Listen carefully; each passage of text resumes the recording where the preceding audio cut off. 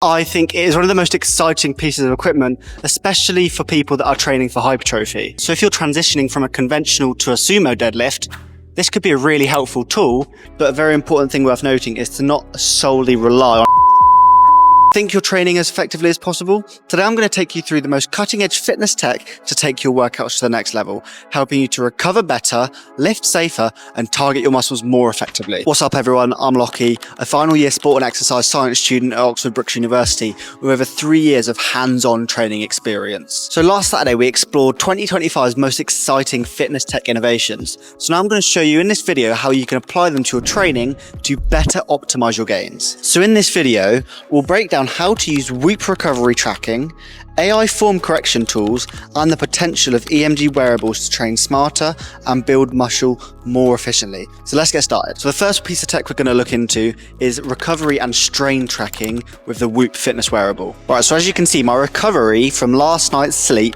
is 87%, and my strain is currently 5.7, and it recommends that I reach a strain between 12.6 and 17.6. So you might be thinking, how is this recovery metric even accurate? So the Whoop uses heart rate variability, resting heart rate, respiratory rate, and hours of sleep. So studies have shown that HRV is one of the most reliable measures when it comes to indicating how recovered you are. So alongside HRV, Whoop uses metrics to let you know how recovered you actually are. And then you can use them measures to plan your day and how intense your day or your workout is going to be. So because my HRV and recovery scores are a lot higher than normal, that means my body is able to handle the stress a lot better than if my recovery scores are lower. So that means I can have a lot higher intensity session.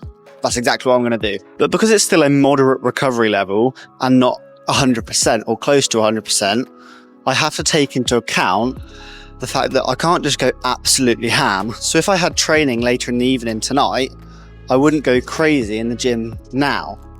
But I had training yesterday, so I've got a day off today, which means I can go significantly harder in the gym right now. It's just about thinking ahead and kind of planning based on the metrics Whoop gives you. But a very important thing worth noting is to not solely rely on the Whoop metrics. At the end of the day, a lot of it comes down to how you actually feel.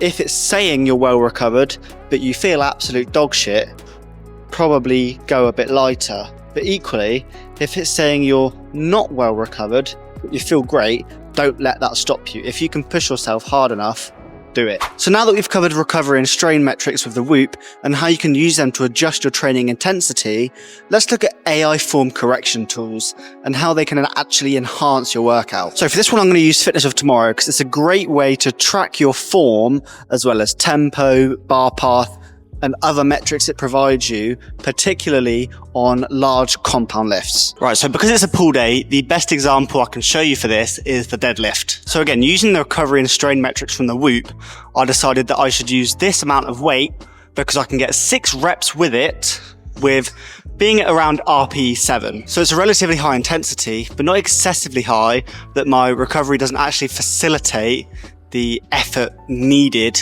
to go further than I am. So studies show that using real-time feedback systems for form correction can reduce form-related injuries by up to 40%. And on top of that, they also help lifters to refine their technique, which is especially important during complex lifts or when learning new movements. So if you're transitioning from a conventional to a sumo deadlift, this could be a really helpful tool to see if your bar path or your rep tempo is where it should be when doing the sumo deadlift. So you can use these tools to consistently track your progress and improve your form for a variety of techniques and movements. So let's speak about the Wearable EMG Sleeve, the Neurolife. Whilst I don't actually have access to one, I think it is one of the most exciting pieces of equipment, especially for people that are training for hypertrophy. So EMG wearables measure the activated muscles during any movement, giving real-time feedback to the user. So imagine doing a lat pull down and realizing that it's actually your upper back you're working the most because of your form. The Neurolife EMG Sleeve will give you that information in real time so you can correct that whilst you're doing the exercise. And then you can use that information to actually change the muscle you're targeting by altering your form. So you can do this by using the same example we said before, potentially tucking your elbows in more or having less of a shrug in the bottom of the movement. So it just depends how you want to change the movement to target different muscles for the exercise. Or if you're struggling with the attachment you're using to target the muscle that you actually want to target, then you can just do what I did and change the attachment. This attachment I'm using now is very effective at helping you isolate the lats in particular. But on top of that, the Neurolife EMG Sleeve can help measure muscle imbalances.